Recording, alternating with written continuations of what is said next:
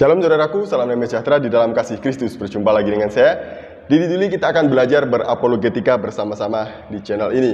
Nah, dalam kesempatan kali ini saya mau menanggapi sebuah komen dari Bapak Ibu semuanya. Ada beberapa komen yang meminta kepada saya untuk menanggapi postingan-postingan dari Rabbanians ID yang seringkali membahas kekristenan juga dengan keliru. Nah, malam ini saya mau menanggapinya. Apa yang mau ditanggapi dari Rabbanians ID?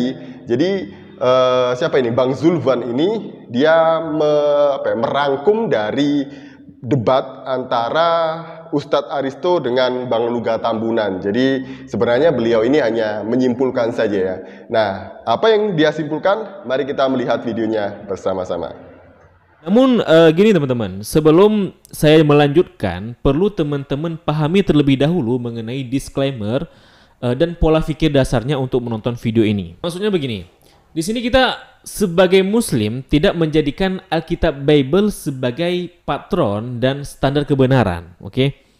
Akan tetapi, isi dari Alkitab sendiri akan benar dalam pandangan kita ketika kandungannya senada dengan isi Al-Quran dan hadis. Maksudnya begini, baik nubuatan Nabi Muhammad itu nantinya ada atau tidak, nyatanya dalam Alkitab yang sekarang itu tidak akan merubah akan status kenabian Nabi Muhammad SAW dan tidak akan membatalkan isi Al-Quran itu sendiri. Kalaupun ada, maka itu kandungannya benar karena senada dengan Al-Quran. Kalau tidak, maka tidak akan mengubah apapun. Ya, ini pandangan dasar dalam hal keyakinan teologis, oke? Ya, itu sama seperti ada yang mencoba menjelaskan jika ada unsur ketuhanan Yesus dalam Al-Quran. Artinya mereka menganggap ada ayat dalam Al-Quran itu yang menyatakan bahwa Yesus itu sebagai Tuhan. Nah, apakah ketika ayat Al-Quran yang dikira mengandung unsur-unsur bukti ketuhanan Yesus itu ternyata tidak difahami demikian atau tidak ada, lantas akan membuat status Yesus itu batal dalam doktrin Kristen? Kan enggak, ya, kan tidak seperti itu. Bagi mereka kan baik ada atau tidaknya dalil isyarat ketuhanan Yesus dalam Al-Quran tidak akan berdampak batalnya status ketuhanan Yesus bagi mereka, kan begitu. Ini pola pikir dasar dari teologi ya, secara teologis. Nah, jadi itu dulu yang harus kita pahami sebagai pandangan dasar dan pandangan kita sebelum masuk ke inti pembahasan. Sebenarnya yang menarik dari video Rabbanians ID ini adalah disclaimer-nya, bukan dari poin-poin yang dia simpulkan dari hasil debat Ustadz Aristo dan juga Bang Luga Tambunan. Nah, dalam disclaimer-nya, Bang Zulfan ini bicara demikian. Sebagai Muslim, tidak menjadikan Bible sebagai patron suatu kebenaran, gitu ya. Akan tetapi, jika isi Bible ada yang senada dengan Al-Quran dan hadis, maka itu benar.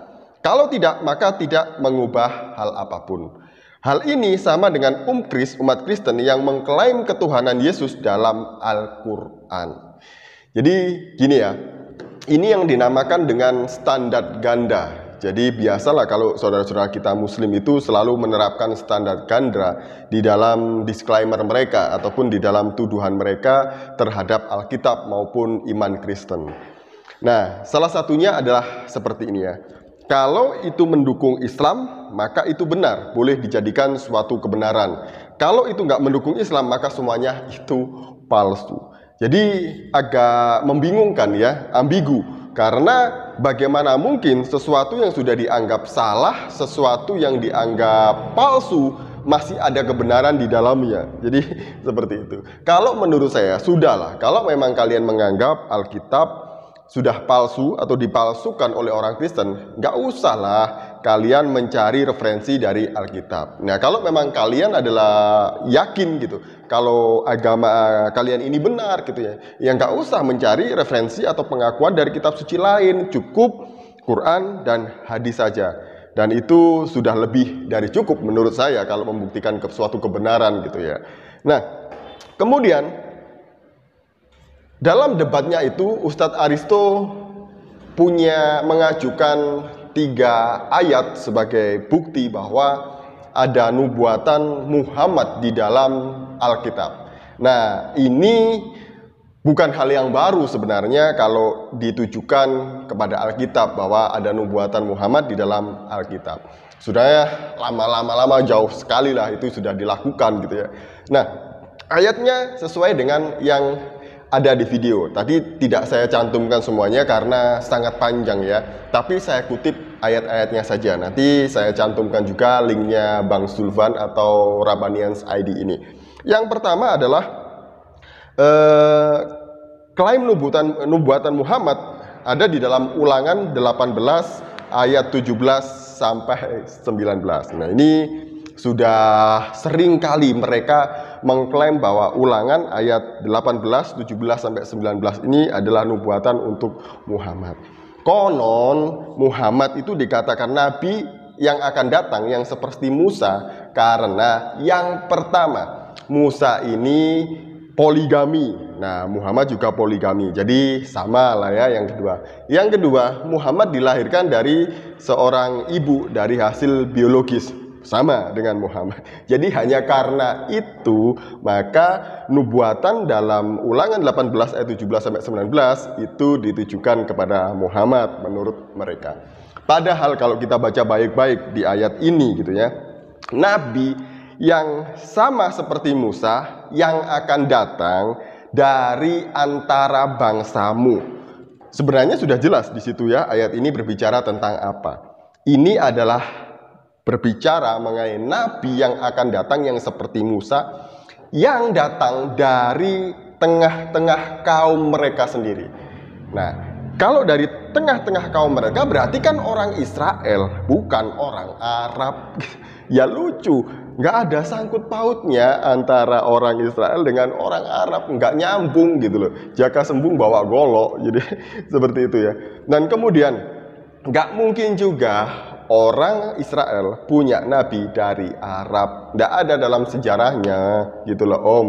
Nah, yang kedua ayat yang diajukan adalah di dalam Yohanes 1 ayat 19 sampai 21. Nah, ini juga lucu kalau mengait-ngaitkan ayat ini dengan nubuatan Muhammad dalam Alkitab. Karena konteksnya jauh berbeda. Yohanes 1 ayat 19 sampai 21 atau 22 ini di situ konteksnya tentang Yohanes yang ditanya oleh orang-orang banyak gitu.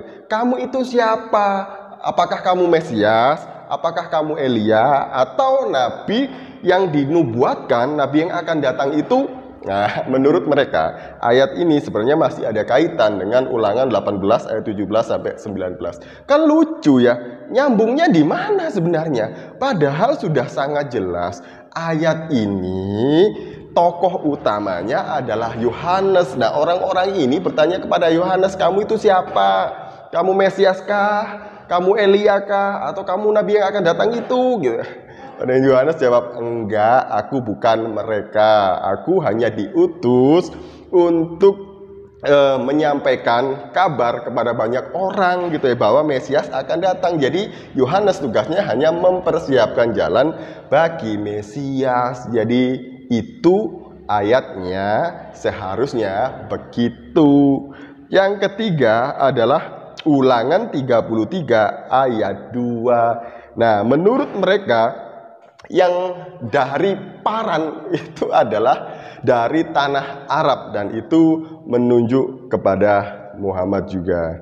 Aduh, padahal kalau kita baca dengan pikiran yang waras, dengan mata yang terbuka gitu ya, jelas-jelas itu adalah doa berkat Musa kepada 12 suku Israel.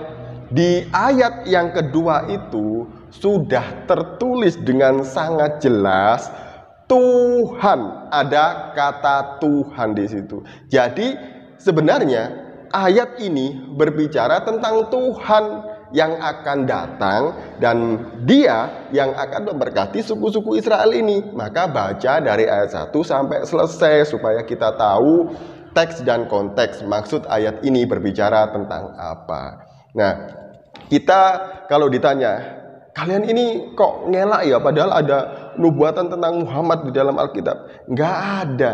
Kalian mau cari sampai kiamat kepala botak juga nggak akan ketemu nubuatan ini karena memang nggak ada. Nubuatan tentang Muhammad itu tidak ada di dalam Alkitab. Kalau nubuatan tentang nabi palsu yang akan datang setelah Yesus itu banyak, bahkan Yesus sendiri yang ngomong seperti itu. Jadi begitu ya. Sekian dari saya, semoga ini mencerahkan kita semuanya. Shalom, salam waras, Tuhan Yesus memberkati kita.